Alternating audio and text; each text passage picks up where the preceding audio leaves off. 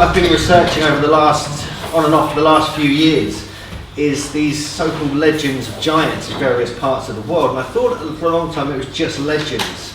But after I visited North America and explored the malculture sites, I realised that there are literally over 1,000 giant reports of skeletons ranging from 7 foot way up to 14 feet tall. And so it made me realise there's more to this than meets the eye. And perhaps these are the people responsible for the megalith building, the malculture, and many other anomalies that we can't explain.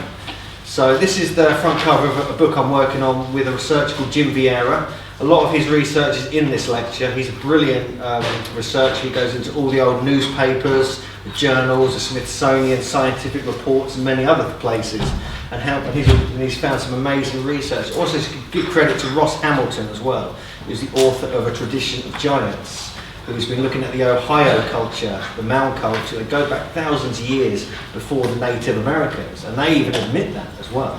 So there's a whole multiple level of story here. One of the fascinating things about North America is the fact that the Smithsonian Institution have deliberately covered all this up. They know these giants are being discovered. Many have double rows of teeth, extremely thick skulls. They wore this strange body copper armour, had all these strange hieroglyphs and writing throughout North America. A lot of them were pale skinned with red hair and blonde hair. And this actually goes all the way through the Americas into the Pacific. And technically, there's been discoveries of these giants all around the world. And it's not just legend. First up, this is just a quick outline of what I'm going to run through fairly swiftly in this lecture. It really, when I was a kid, I grew up in a place called Cherry Hinton, right next to the site called Wandlebury, which I'm writing a book on as well at the moment.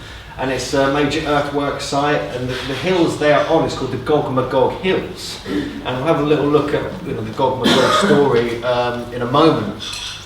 But on a place called War Ditches, which was literally the Limekiln Hill, which is one of the Gog Magog Hills, it was actually the slope going up from my school playing field was Limekiln Hill on the Gog Magog Hills.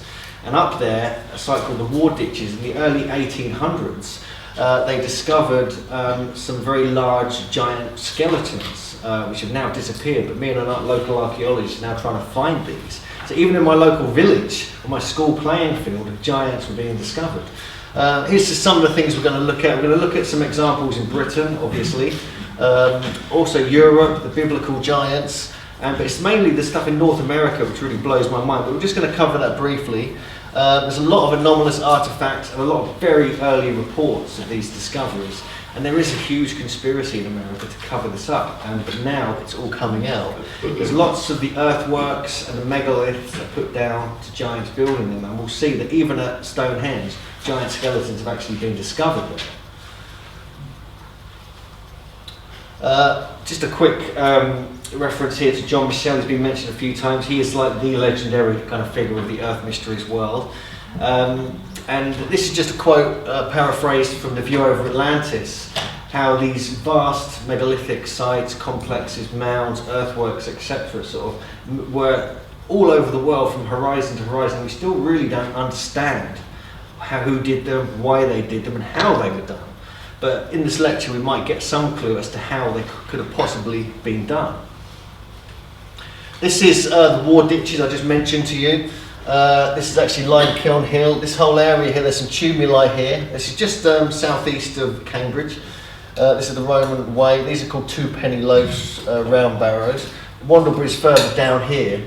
Back in the mid-1800s, we found the newspaper report, me and an archaeologist friend from Cherry Hinton. But the remains, as you can see, remains of men who reached to a greater height than ordinary men in the present day. We're currently on the lookout for these skeletons because we think they went to the one of the Cambridge museums.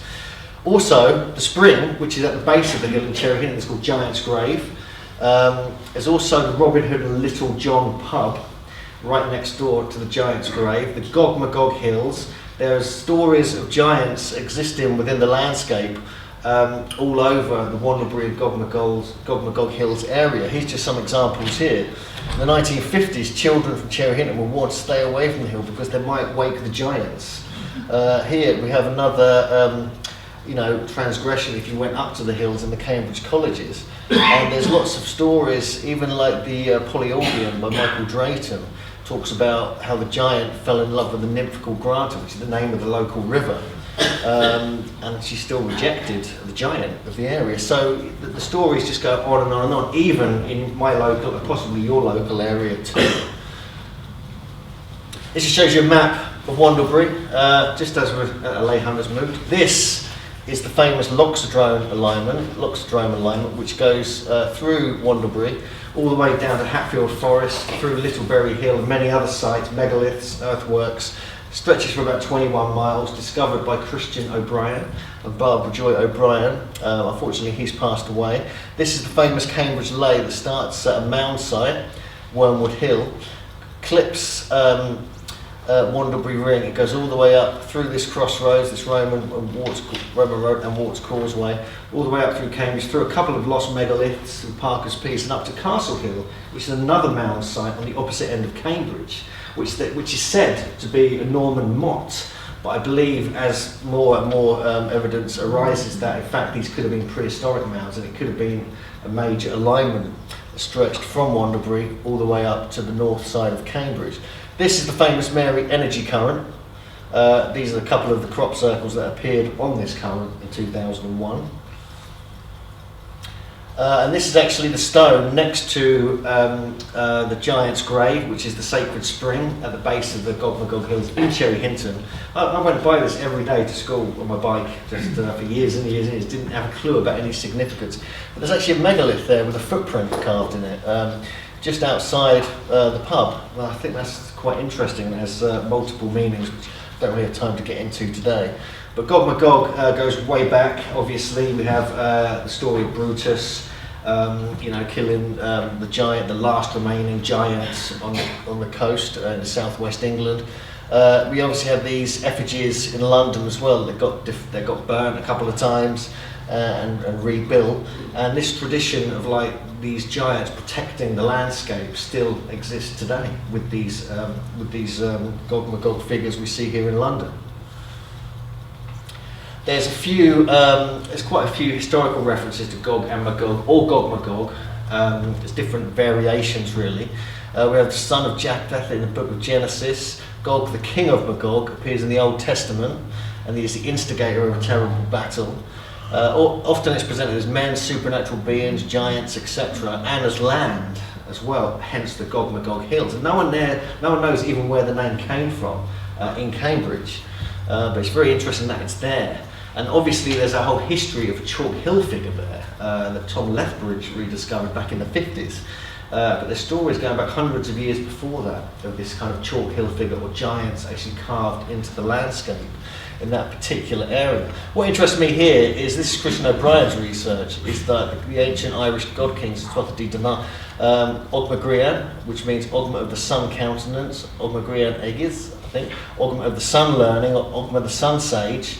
And it does suggest, which is now being worked out in Wandlebury, that it was an ancient astronomical observatory, which is what Christian O'Brien wrote about extensively in the early 70s, but also what I'm updated in the book I've got coming out next year.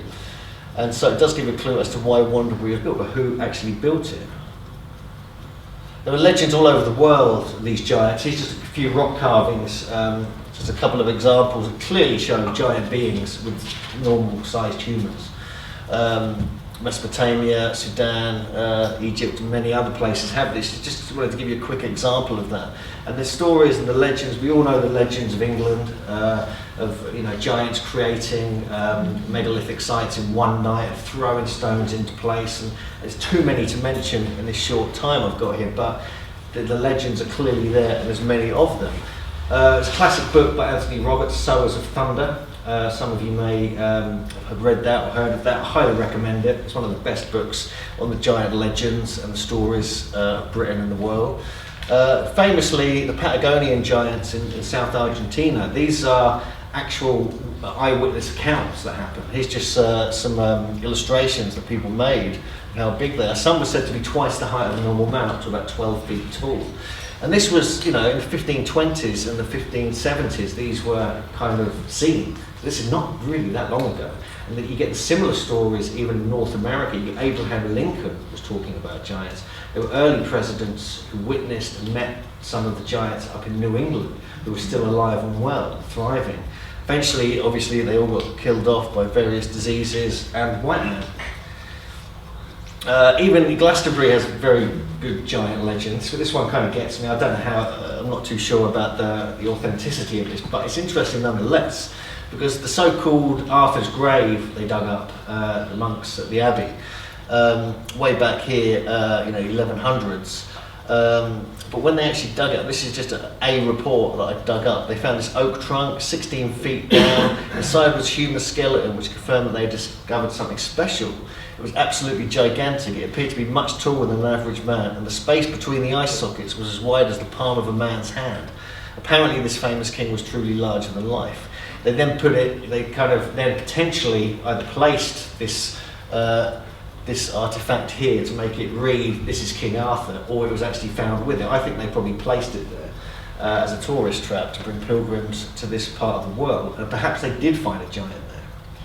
So even in Glastonbury we have that. There's another King Arthur kind of giant. This time it's King Arthur's Hall. In the early around 1700, a skeleton of giant stature accompanied by a brass-headed spear was found in this area, supported by the map of Herefordshire, dated 1805, which marks King Arthur's Hall between Little and Great Downward, roughly where King Arthur's cave is. Anyway, so here you just get a little mention of a skeleton of a giant stature. You get these little mentions all the time, but you just got to look carefully and sort of pick these out, because they are there if you look through the different examples. This is just an old book called The History of Newbury. Just within this, there's 2 reports of giant skeletons being found. They don't give exact sizes, but you see it all within this text around this area if you want to read it all. Very large sized man, and the teeth were perfect. 5 years previously, another giant was found. This is in the area near Newbury, in Hampshire, Wiltshire, Berkshire, sorry, and estimated to be 7 and 8 foot from the description here. Now this is interesting, the teeth were perfect. I'm going to come back to this, but keep that in mind, because this is something we find in the North American giant discoveries. All the teeth were perfect. It's like they had the best dentists ever. This is an artist impression. This is not an old photo or anything, but there were a giant's skeleton, a 7-foot skeleton discovered in one of the mounds that surround Stonehenge in 1825. Maria Wheatley, in fact, told me about an 8 or 9 foot giant whose skull was on display for about 100 years before it got removed in the early 1900s at a church in Wiltshire, not too far from Stonehenge. I don't know which church it was, but it was clearly there. There are a few other reports of giants as well. This is the classic. This is the earliest ever known picture of Stonehenge. In the 1400s this was done. But it clearly shows, well, some people think this is Merlin, but I think actually this is Merlin. And he summoned the giants from Ireland. Because they brought the stones over from Ireland in the original kind of history of the Kings of Britain, all that kind of stuff. And this is one of the giants helping Merlin build Stonehenge. And it's funny how this is the earliest known picture of Stonehenge. It has a giant building it. And also, this is a much later date they put it to, but I find this fascinating nonetheless. And there's, they say he summoned the giants from Ireland to build these sites, but there's several reports of giant skeletons discovered in Ireland. This one's from Sligo, County Sligo. This was actually found in the town centre of Sligo. How big did they say it was? Bones were exceptionally large and show that the man who was in this long ago was laid to rest there must have been of giant stature, and it caused quite sensation apparently. This is actually from Four Knocks. You might know Four Knocks in the Boyne Valley. There were several mounds surrounding Four Knocks. It wasn't the only one there. And they actually found, I think, 7 to 8 foot skeletons around that area as well. So there are examples all over the place. It shows you some of the carvings at Four Knocks. This is a different newspaper report of the same discoveries, and they found a whole selection of these throughout Ireland. These are just some of the primary ones we're looking at. I'm not going to sort of linger on these or anything. If you want copies of these reports, they're going to be coming out in this book anyway. But there's really good, I do recommend you check out Jim Vieira, Vieira surname, on Facebook, if you're on Facebook, and actually he does a daily giant report. And it's called Mound Builders, Stone Builders and Giants of Ancient America, something like that. And if you find that page, it's a daily report, and he's got 1,500 reports, so he's got 3-4 years to do it. He's about a year through, and he's the guy I'm working on this book with. He's a brilliant researcher. This is the famous County Antrim giant from Ireland, said to be over 12 feet tall, found in like a bog, peat bog, so it kind of preserved. They had to cover up these parts to stop all the Christians freaking out. But it actually went on display in Dublin, Liverpool, and Manchester. And there's no evidence in the early report stories that it was fake. There's just no evidence. Only later the whole fake thing came out, and this happens a lot with these giant skeletons. And these giant discoveries. This has disappeared completely. Again, it's just gone. There's no one knows where it went. And even in Louth, another part of Ireland, 3 human skeletons are separate graves. One skull is entire, it measures 18 inches from the crown to the chin. The leg bones are abnormally large. The remains appear to be those of a person 10 feet high, who is presumed to have lived in the prehistoric age. So again, a tiny newspaper report, a random newspaper. These are all there for the taking. You just got to know where to look. Again, in Surrey, Leicestershire, there's many different. About 160 years ago, some workmen were digging in the churchyard. They found an entire skeleton, which on being measured proved to be 9 foot. Leicestershire, London, a skeleton of a man 7 feet tall and apparently hundreds of years old was found during quarrying operations near Ashby, that's Leicestershire. So again, just reports. I could just read these out to you all day. Even in Dumfries and Galloway, Scotland, there's a stone circle that they found a giant next to. A stone circle in Scotland nearby to Glenquick and was excavated in the early 1800s, revealing the bones of a man of uncommon size. So even at stone circles, does that suggest the giants built the stone circles? That is actually a question. Okay. And even in northwest Scotland, different areas of Scotland, this just shows you a sort of rock from northwest Scotland. This is Iron Age, but they did some digs there in the 1800s, and the bones were found to be quite fresh and of extraordinary size. No person ever saw anything to compare with them before, and it said no person could at all credit or even imagine the size of them but those who saw them. They even had a reverend there who checked it out. They measured it all properly. Everyone was wonderstruck at the immensity of the bones. He took the lower jawbone and easily put his head through it.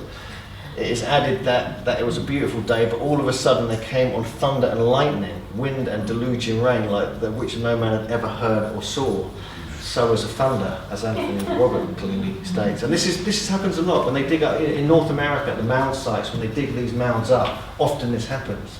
As though there's a sort of curse or there's kind of magic, a spell put over these sacred sites. And there's a lot of stories of that happening, so that is not just a coincidence.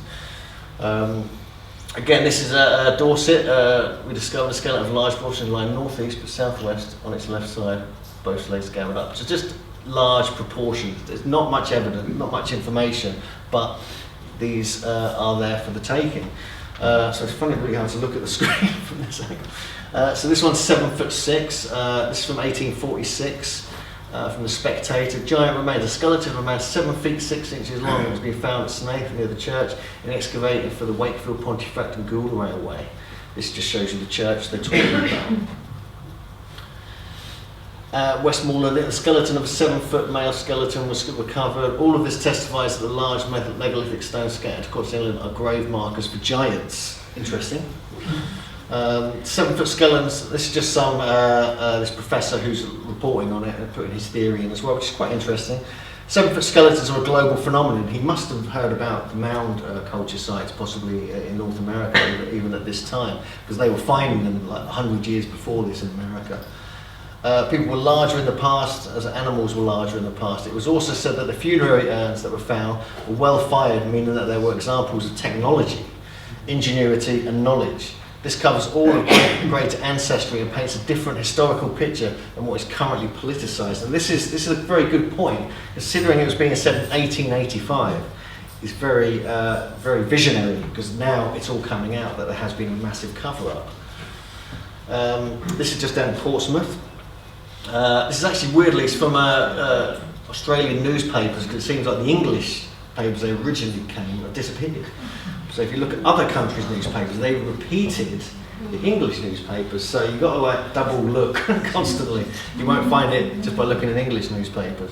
But this was from 1930, actually on my birthday, funnily enough. Relic of a giant race, a skeleton of a man over 7 feet in height, who probably belonged to a giant race that lived from 3,000 to 4,000 years ago.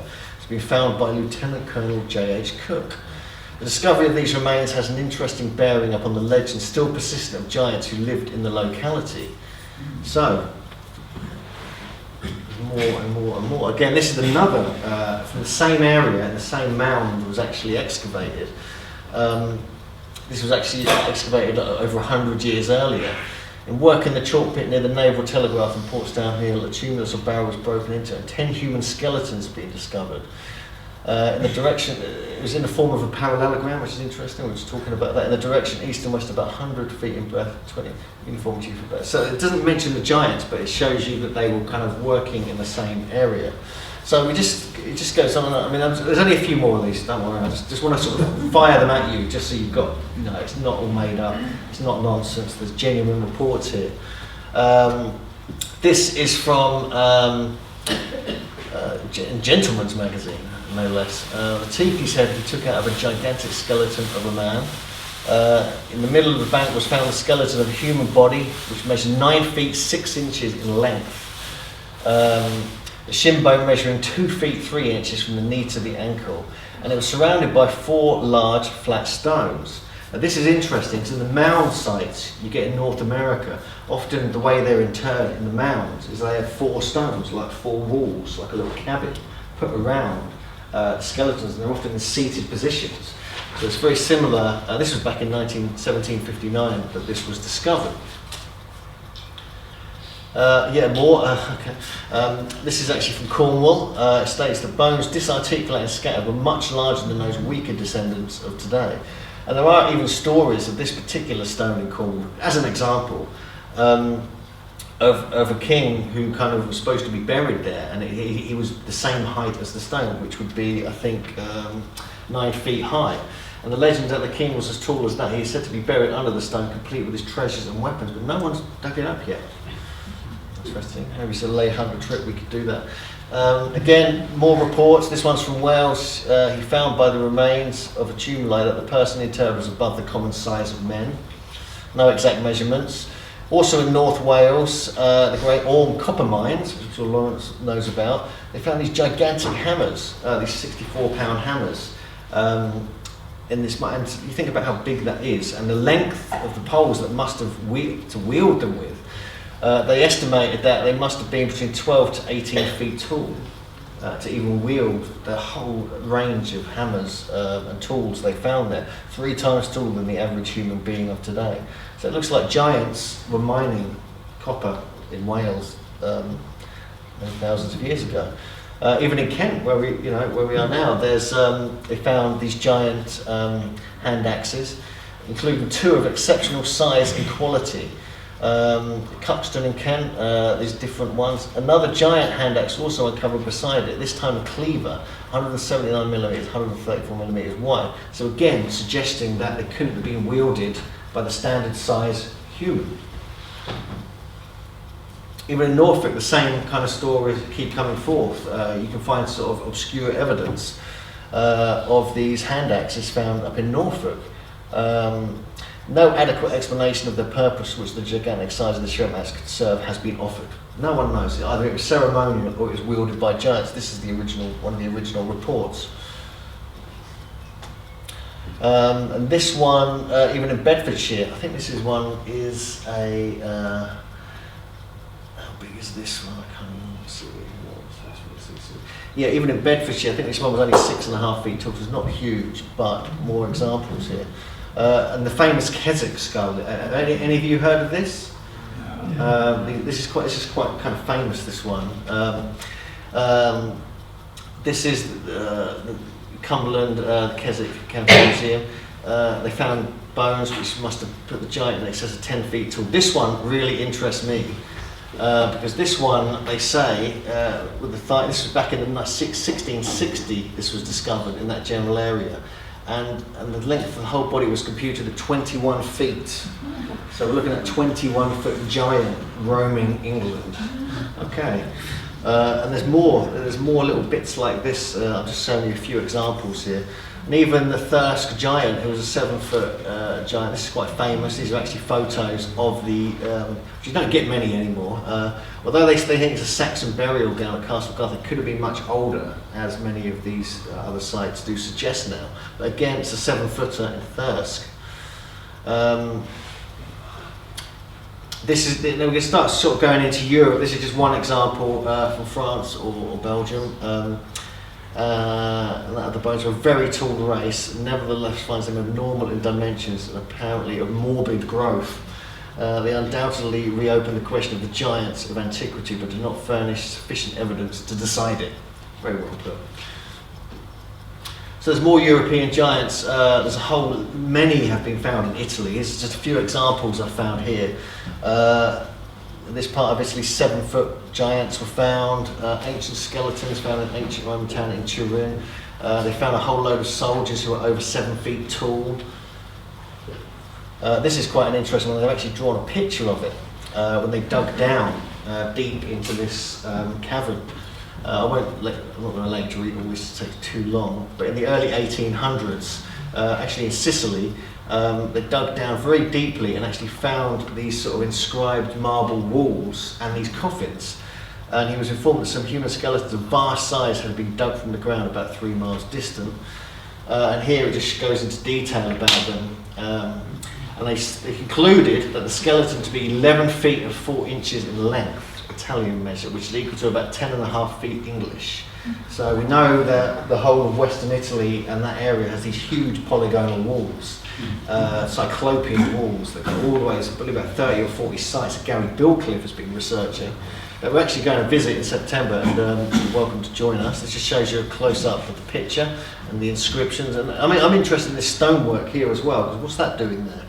It's just one of the sort of polygonal walls they dug down here. This just shows you, and this is the inscriptions apparently they found. This could just be an artist's impression after the fact. This is a whole bunch of reports from France, which kind of intrigued me. This again, gigantic stature. The skulls were oval and the teeth resembled those of a horse, which is quite interesting. Here we have other examples. They found human skulls measuring 28, 31 and 32 inches in circumference. That's about the size of my waist about 15 years ago. And they estimate them to be a race of men between about 10 and 15 feet in height. So these are just more examples here. This is just a whole bunch of ones from France. More from, this is actually from Greenland, I think. Yeah, Greenland and Alaska. They found various different giants of 7, 8 and even 9 feet tall, and they call them strange people, no doubt. Even in Tenerife, I just found Jim Vieira posted this on his giant. So I've got to credit Jim Vieira. I do sort of nick his giant reports are so amazing every day. It's like, oh my god, another one. But this one in Tenerife kind of got my attention. Even Thor Heyerdahl was involved in this one. And these are the sort of pyramids they found on there as well, which Antoine Kagala and others have been researching. They were a tall stature with proportionate limbs. There were giants among them of incredible size, and that it may not appear fabulous. I will not repeat what is said on the subject. Okay. But one of it is generally said as verified and ascertained fact that he was 14 feet high and had 80 teeth in his mouth. But that suggests he had double rows of teeth, which is what we find in probably about 30 to 40% of the reports from North America. Even in Turkey, we find these huge polygonal walls, which we're visiting actually in May and June, if anyone would like to join us. I know Sylvia's going to be joining. This is actually a Hittite site. Again, these Hittite sites are pretty weird because they were actually inhabited by a group called the Hattians, who were around about 3000 BC, way before the Hittites, who were like later Bronze Age. But they seem to be this sort of goddess worshipping culture, but who, for some reason, were building these massive cyclopean polygonal walls like you get in Peru and Egypt and other places. So yeah, all around Ankara, which is the modern capital, you find these kind of sites. And this is just one example here. The coffin and skeleton of Hittite princess of this mysterious race that ruled Anatolia 5,000 years ago, and the skeleton of a guard who was 7 feet 1 inch tall, are the sensational finds of Turkish archaeologists digging at this town south of Ankara. They found many jewels, gold, ornaments, and many other beautiful things in that particular area. This is an interesting one. This is found not too far from Göbekli Tepe. Now this is like, this guy here actually takes moulds of skulls and skeletons and reconstructs them. This is a reconstruction of a thigh bone found within about 100 kilometres of Göbekli Tepe. This was back in the 1950s, I think, when they were building roads through the whole Euphrates Valley area. And they found what they reported as giants who were 14 to 16 foot tall and had 20 to 22 inch long feet, so it's pretty big.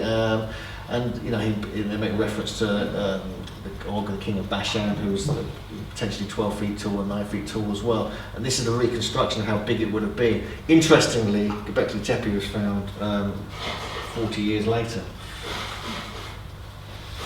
Again, these are just some biblical references to giants. I'm not going to read these out, go into detail here, but we know about Goliath, we know about the king of Bashan, we know about the different races all in the Old Testament who were battling each other. And archaeological reports are popping out nowadays that have actually found bones that match these. So it may not all be myth and legend, there might be some truth actually in the Bible, which would be nice. This is in Japan, fascinating discovery, this one. This was back in 1918. This whole area, there's hundreds, if not thousands, of these dolmens in this whole area here, not dissimilar to Kit's Koti, which some of us had a look at yesterday and the day before. They also get these huge polygonal walls of the Osaka Palace in Japan as well, which some of these stones were 108 tons they've been measured at.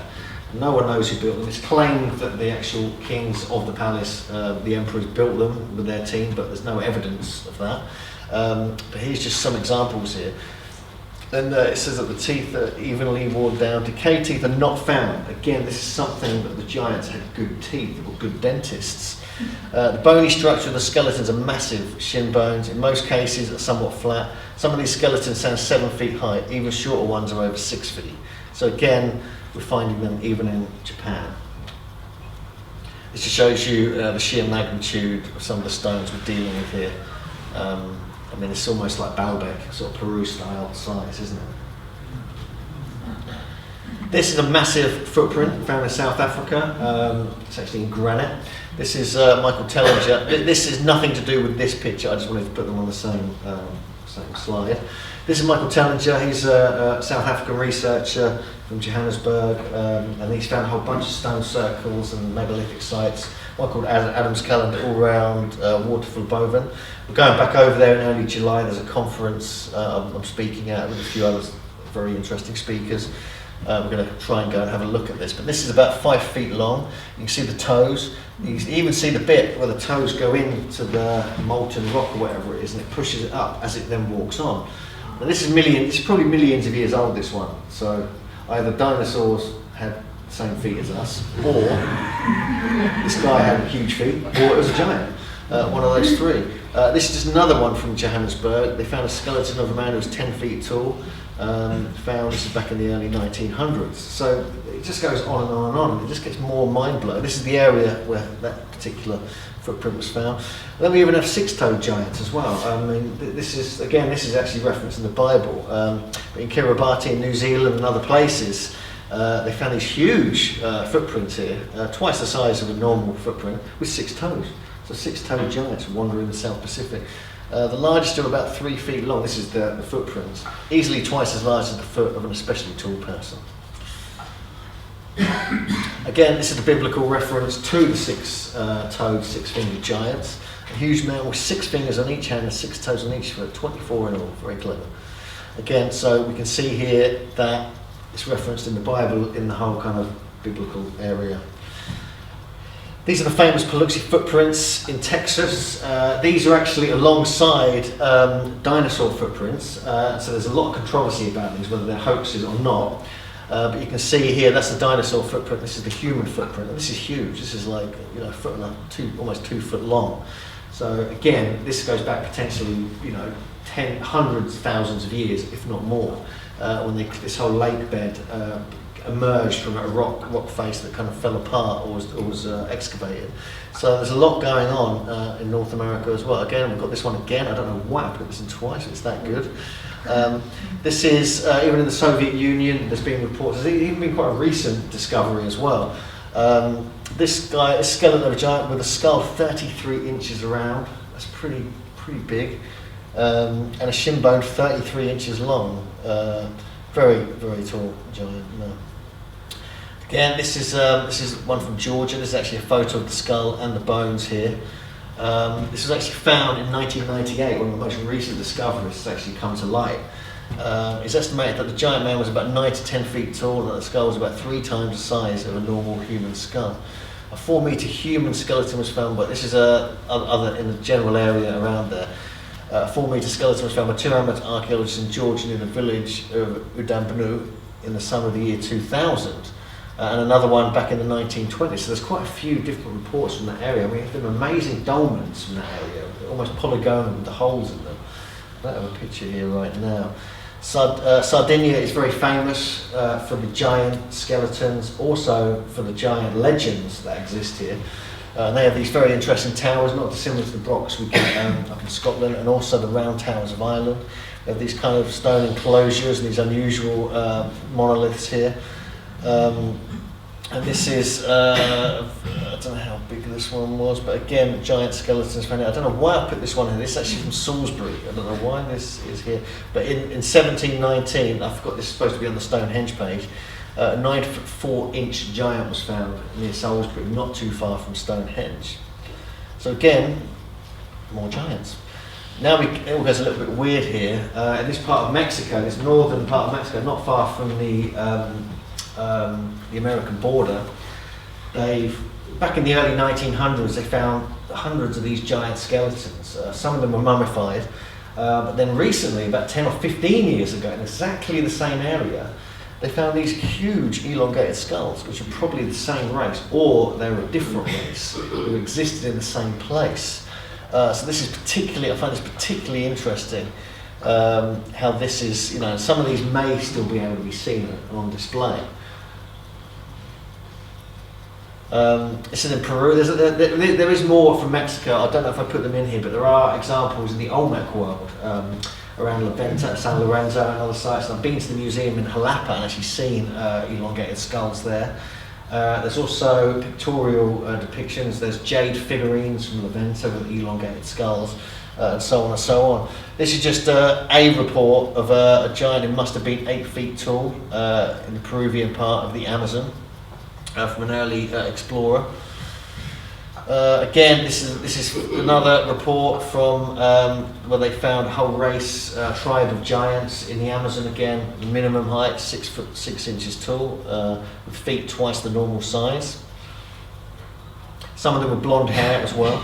Tiwanaku, this is famous for a legend that Viracocha, who was the great creator god of the Andes, actually created a race of giants to build all the megalithic sites. Then they got out of control and he had to create a massive flood to destroy them all. Does that sound a little bit similar to the Old Testament? Yeah, very similar. Killing off the Nephilim and all this kind of stuff. So it's the same story, basically, in the Andes as we have in the Bible. They had to kill off the giants after he created them to build all these sites. This area as well, you find all the elongated skulls, which we'll get onto later. These are just some massive skeletons. This is work of Steve Quayle. He's done a really big book on giants, funnily enough. But this is kind of my height, and these are some of the ones he claims that, you know, some of the reports. I've not put all these reports in so far. But this is the one from Turkey we looked at, the one in Göbekli Tepe. Again, this is one in Rome, 8'6". Goliath was said to be 10'6". Og, king of Bashan, was supposed to be 10'6". Again, there's different versions of how tall he is. This is in the Lucerne part of France, I think.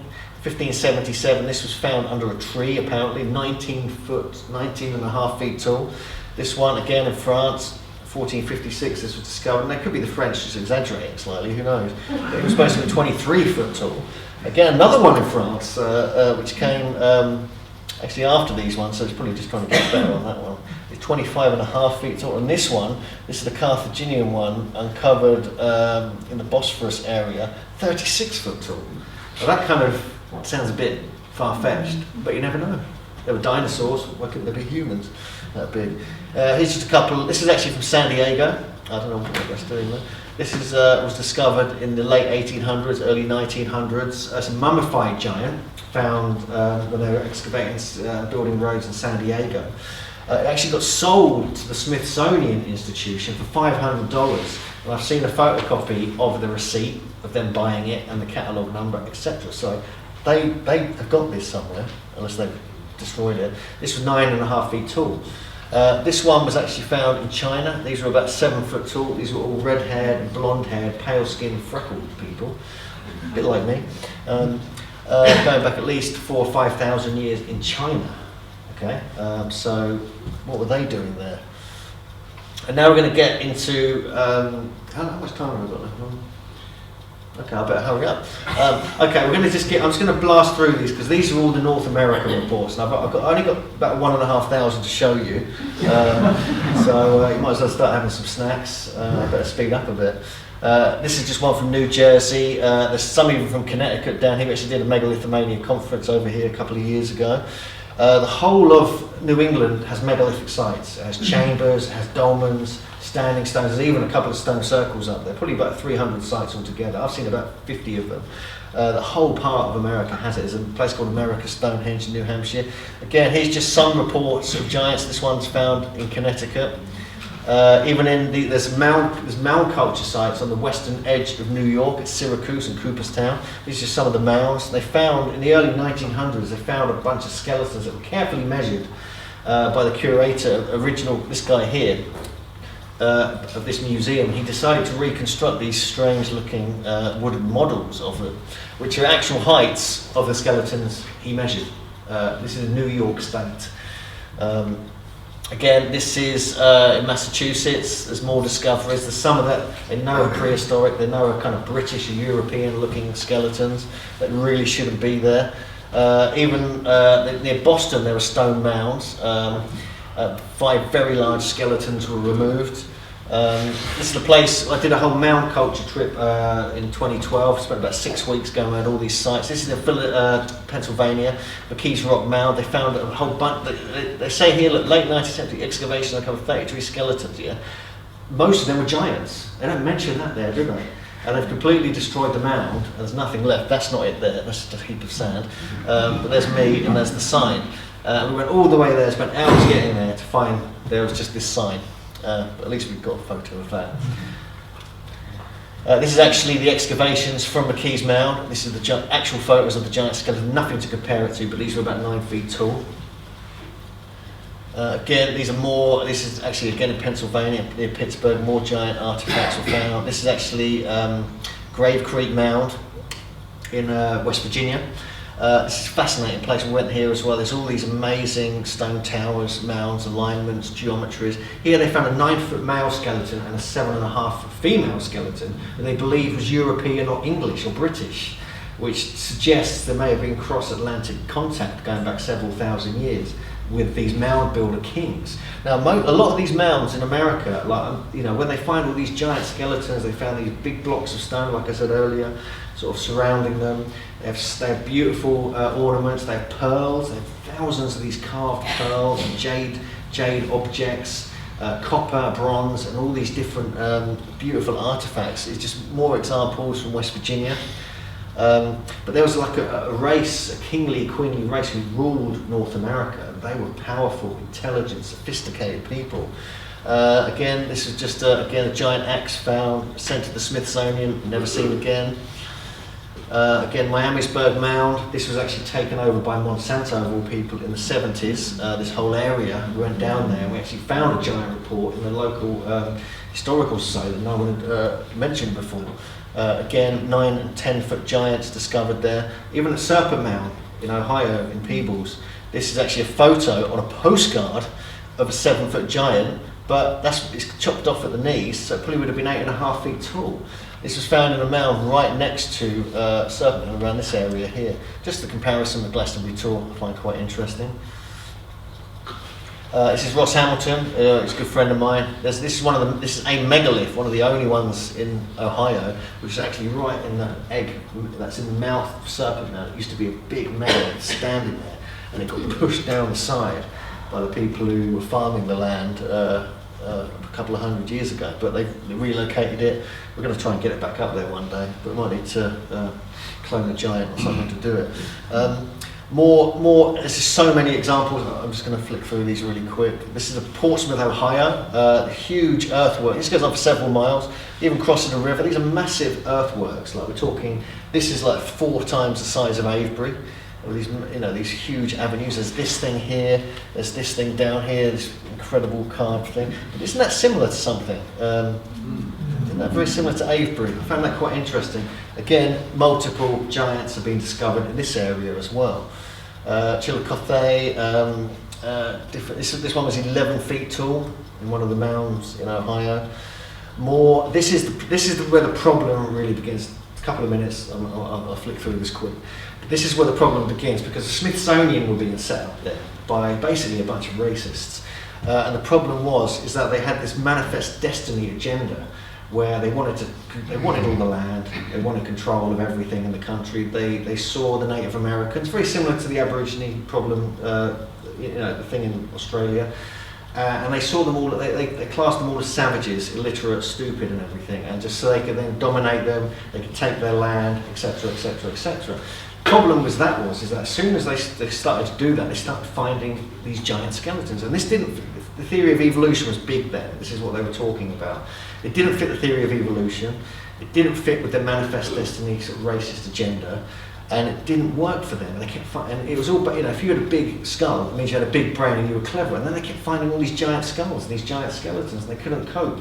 They hid them all. They destroyed them. Any time a giant was found and it was reported, they sent hundreds of people out to collect these giants and make sure their agenda wouldn't be exposed. And most of them got destroyed. Some of them were kept. Some people refused to sell them. And this is, luckily some got saved. But then what happened in the early 1990s, the Native American Graves Repatriation Act, NAGPRA, where the Native Americans wanted to, reinter all the skeletons and skulls and bones and artifacts that were on display that they wanted back, and they wanted to bury them in a sacred way. The problem was that was actually another cover-up, because what was happening is that it was well known that the Native American, the Native Indians, whatever you want to call them, they were not the original people in North America. It went way back, thousands of years. They found these skeletons, these 7-8 foot skeletons, these red-haired mummies in Nevada that go back 8,000 years. They found reports of, they found other things. They got the Clovis points that go back 10 to 12,000 years. So we're talking, these are contemporary with like Göbekli Tepe, with other sites. And there was a race of giants in America that long ago.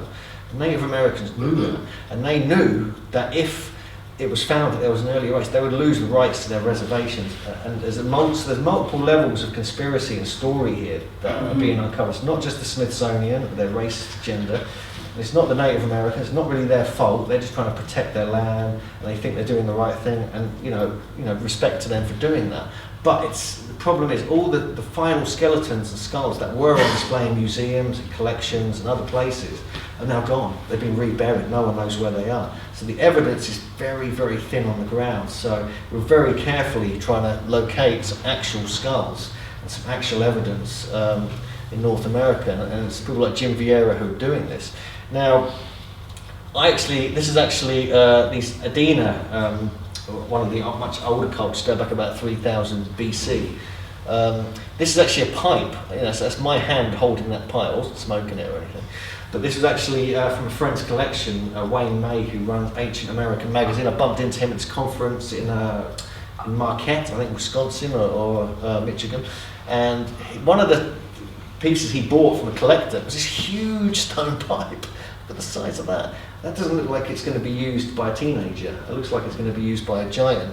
And there is suggestions that they were smoking very psychedelic things, this giant race, and there's reports of that. This just shows you some of the geometry and the sophisticated astronomy they were working with. This is the Newark earthworks. This just shows you how big, this is the golf course they built into it. The orientation is very interesting here. I'm going to have to quickly do this, so I'll be quick. If you draw a line through here, go 6,000 miles around the world, it goes right to the Giza Plateau, right through the Great Pyramid. And interestingly, some mummified giant's finger has been discovered, of potentially a 16-foot giant, about 100 miles north of Cairo.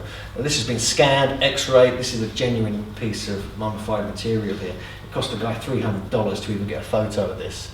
There's a whole report on ancientorigins.net you can look at. There's elongated skulls there as well. But even in 1881 in Philae, which is down near Luxor, the Temple of Ice on the banks of the Nile, 60 miles below this area, opened a row of tombs in which some prehistoric race of giants had been buried. 60 of them. So even in Egypt we have it as well. This guy was found in Pennsylvania, just to freak you out a little bit. This might have been what they looked like. This is a 7-foot giant. This is the Wisconsin elongated skull. These are the classic elongated skulls. Some of these are all from Peru, different parts of Peru. Some of these were giant skeletons. They were 7 foot plus tall, all over Peru, Bolivia, South America. And this just shows you a selection from all around the world. They're everywhere. They're not just in Peru and Egypt. They are literally everywhere. And there's me and my mate Jim Vieira. This is the book we're working on. And so I think that's it. Thanks very much.